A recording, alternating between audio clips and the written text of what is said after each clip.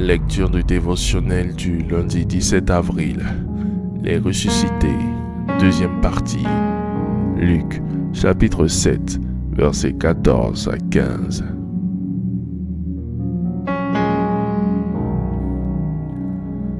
Et toucha le cercueil.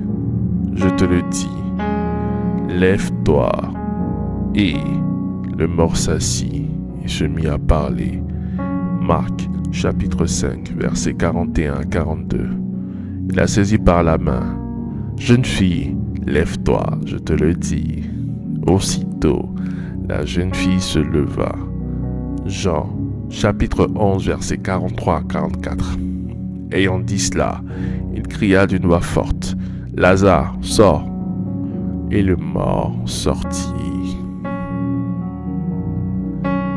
La résurrection désigne dans le christianisme le passage physique de la mort à la vie.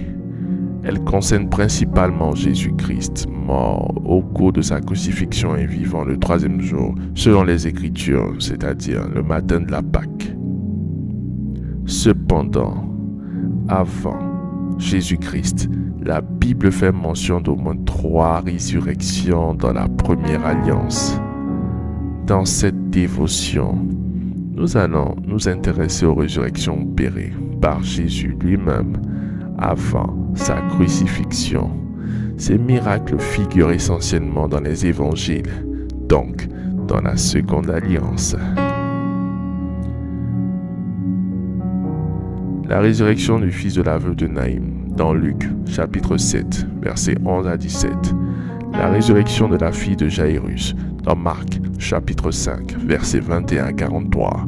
Matthieu, chapitre 9, versets 18 à 26. Et dans Luc, chapitre 8, versets 40 à 46. La résurrection de Lazare dans Jean, chapitre 11, versets 43 à 44. La résurrection de Jésus-Christ ne fut pas un retour à la vie terrestre pour longtemps, 40 jours, comme pour ceux à qui il avait redonné le souffle de vie avant la Pâque. En effet, cela retrouvait une vie normale pour connaître une autre mort plus tard. La résurrection du Christ est différente puisque dans son corps ressuscité, il passe à une vie au-delà du temps et de l'espace. Rempli de la puissance de l'Esprit, il participe à la vie divine.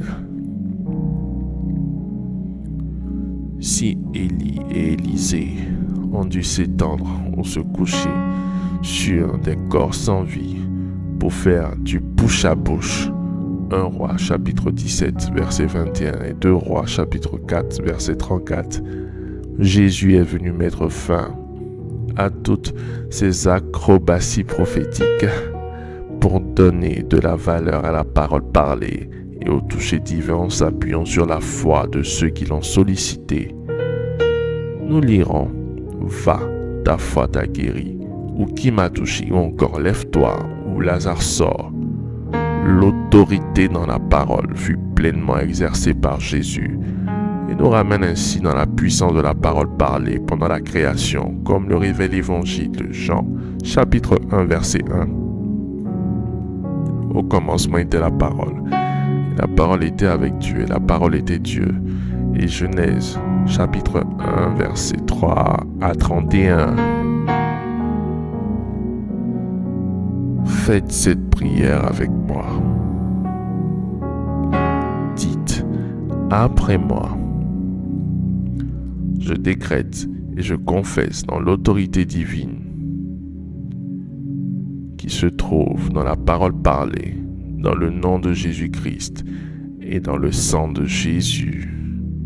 Seigneur, sanctifie ma langue et ma bouche afin qu'elles produisent pas des paroles insensées au nom de Jésus-Christ. Seigneur, il est écrit que la langue est le seul organe sans eau capable de dessécher les eaux. Je prie que ma langue reconstitue des organes desséchés au nom puissant de Jésus-Christ. Je décrète Que j'utilise ma langue pour bénir le juste et pour combattre l'ennemi au nom puissant de Jésus-Christ. Je demande à Dieu un traîneau aigu tout neuf, garni de pointes pour écraser, broyer les montagnes et rendre les collines semblables à la balle. Je confesse que la voix de l'Éternel est puissante, la voix de l'Éternel est majestueuse pour me délivrer de toute invasion satanique au nom de Jésus-Christ. Je te remercie, mon Dieu, pour l'exaucement à nos prières. Au nom de Jésus-Christ. Amen. Amen. Amen.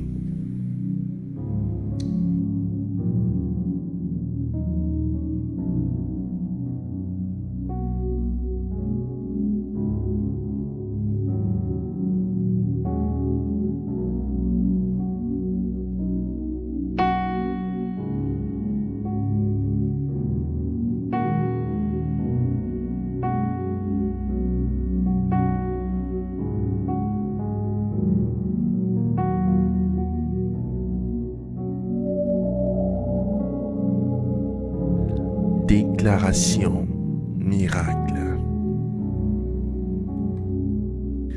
Le dévotionnel de prière est disponible au sein de l'église Ambassade des Miracles à Abidjan, Cocody, Deux Plateaux, Carrefour Duncan, près de la CEI, route du Zoo.